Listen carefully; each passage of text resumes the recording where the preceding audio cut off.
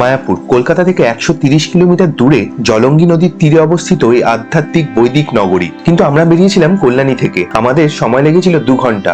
Distance ছিল মাত্র 88 kilometre. West বেঙ্গলের মধ্যে নদিয়া জেলায় অবস্থিত মায়াপুর ধাম শ্রী চৈতন্য মহাপ্রভুর জন্মস্থান হিসাবেই খ্যাত। আর আপনারা শিয়ালদহ থেকে কি করে আসবেন তার বিস্তারিত বিবরণ নিচে দেওয়া রইল, ভিডিওটা পজ করে দেখে নেবেন।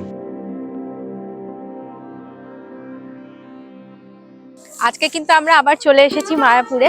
আগে আমরা যদিও লাস্ট ইয়ার একবার এসেছিলাম আমার মা বাবাদের সাথে, তো এবারে আমি এসেছি অনির্বাণের মা বাবাদের সাথে, মানে আমার ইনলসদের, ওনারাও আমার মা বাবা। যাই হোক, কিন্তু অকেশনটা হচ্ছে ওনাদের অ্যানিভার্সারির জন্য আমরা আজকে মায়াপুর এসেছি। তো আজকে 1 ডে ট্রিপ, অবশ্যই আমরা এসে ব্যাক করে যাব, যেহেতু আমরা কল্যাণী থেকে এসেছি। তো দারুণ লাগছে।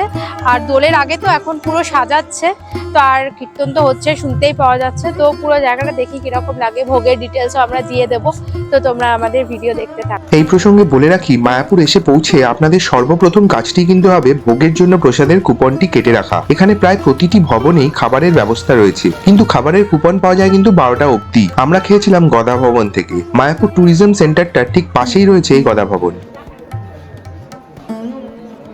তো এখানে আমরা ভোগের থালি যেটা, ওটা গদা ভবন থেকে বুক করলাম। 3 ধরনের থালি আছে, 150, 80 আর 60। তো আমরা যেটা অ্যাভেলেবল পেয়েছি ওটা হচ্ছে 60টা, ওটা নর্মাল থালি। তো বাকিগুলো মানে এখন আর অ্যাভেলেবল নেই, আগে এসে বুক করলে হয়তো পাওয়া যাবে। তো দেখা যাক, ভালোই হবে হয়তো, ভোগ তো সবই সমান, তাই না? তো চলো যাই এবার। গদা ভবনের প্রসাদের কুপন কেটে আমরা দাঁড়িয়ে পড়লাম কিন্তু বাইরের লাইনে। বাইরের লাইনটা আপনারা দেখতেই পাচ্ছেন, বিশাল বড় লাইন ছিল বটে, কিন্তু ওপরে কিন্তু বেশ টিনের চালা দেওয়া ছিল, আর সঙ্গে ফ্যানেরও ব্যবস্থা ছিল। তো গরমে অতটাও কষ্ট হচ্ছিল না, কারণ চারিদিকে গাছপালা ঘেরা জায়গা, সুন্দর পরিবেশ ছিল। কিন্তু যাই হোক, বাইরের লাইনে 1 ঘন্টা দাঁড়ানোর পর আমরা অবশেষে এন্ট্রান্স দিয়ে পৌঁছালাম ভেতরের হল ঘরে। হল ঘরে পৌঁছে আমাদের তো পুরো একদম চক্ষু ছানা বড়া হয়ে যাওয়ার মতো অবস্থা ছিল।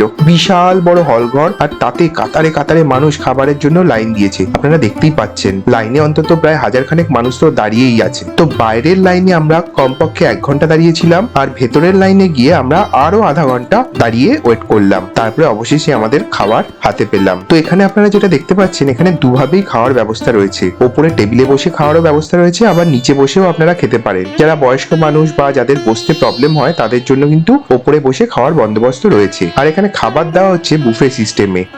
আমরা যে 60 টাকার থালিটা নিয়েছিলাম তার মধ্যে ছিল ভাত, ডাল, 2 রকমের সবজি, পায়েস, আর সঙ্গে ছিল রুটি। আর স্পেশাল ব্যাপার হচ্ছে, এখানকার প্রত্যেকটা খাবারই ছিল একদম পুরো গরম গরম। আর খাবার শেষ হয়ে গেলেও কোনো অসুবিধা নেই, এখানে যত চাইবেন ততবারই ওরা রিপিট করেন।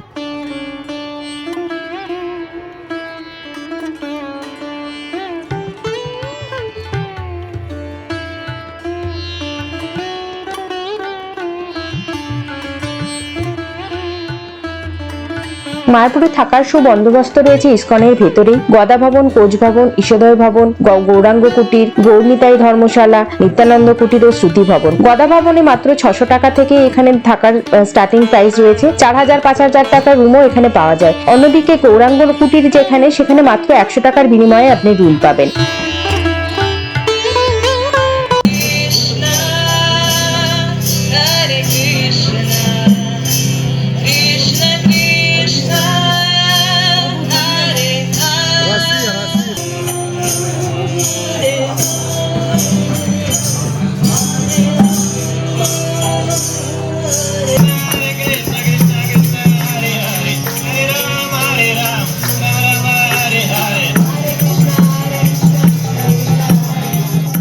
এই হলো মেন মন্দির সংলগ্ন এলাকায়। এই যে দূরে দেখা যাচ্ছে নতুন মন্দির, যেটা এখনো ওপেন হয়নি, কিন্তু আমরা যখন গেছিলাম তখনও ওপেন হয়নি। তো এখানে বিভিন্ন ধরনের স্টল গুলো বসানো থাকে, যেখানে প্রচুর ধরনের বই থাকে। এছাড়া আরো ইসকনের সম্পর্কিত জিনিসেরও স্টল রয়েছে। আর এই যে সামনে দেখা যাচ্ছে, এটা কিন্তু হচ্ছে এখন যে ইসকনের যে মন্দির তার প্রবেশদ্বার। এখান দিয়ে আমরা ভেতরে গিয়েছিলাম। তো এখানে সব সময়সূচি সবকিছু দেওয়া আছে। তো ভেতরে গিয়ে তো খুবই ভালো লাগলো, এত স্নিগ্ধ পরিবেশ। তো সেই সাথে আরেকটা কথা বলে রাখি, এখানে মন্দিরের ঠিক পাশেই না খুব সুন্দর একটা পার্ক রয়েছে, খুব ফুলে ঘেরা, সাজানো, খুবই সুন্দর জায়গাটা ছিল।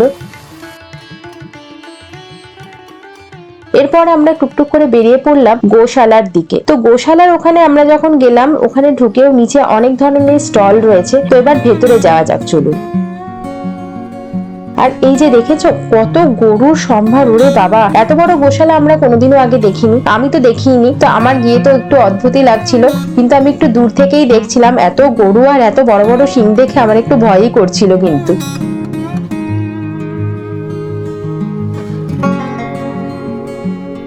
আমাদের মায়াপুর ভ্রমণের অন্তিম পর্যায়ে আমরা পৌঁছে গেলাম। ফেরার পথে এখানে গ্রাউন্ড ফ্লোরে যে স্টল গুলো আছে ওখান থেকে আমরা ঘি নিয়েছিলাম, যেটা কিনা খুব সুস্বাদু ছিল, নর্মাল দোকানের থেকে অনেক বেটার। আর সেই সাথে ফেরার পথে যদি আপনারা নবদ্বীপ হয়ে ফেরেন তাহলে কিন্তু অবশ্যই এখানে দই টেস্ট করতে ভুলবেন না। তো আরেকটা কথা বলে রাখি, এই ভিডিওর সাথে আমাদের সোনার বাংলা রিসর্ট সেই ভিডিওটাও কিন্তু আপনারা দেখে নেবেন দরকার হলে। তো আমাদের এই ভিডিও যদি আপনাদের ভালো লেগে থাকে লাইক, শেয়ার আর সাবস্ক্রাইব করতে কিন্তু ভুলবেন না। Tata, by.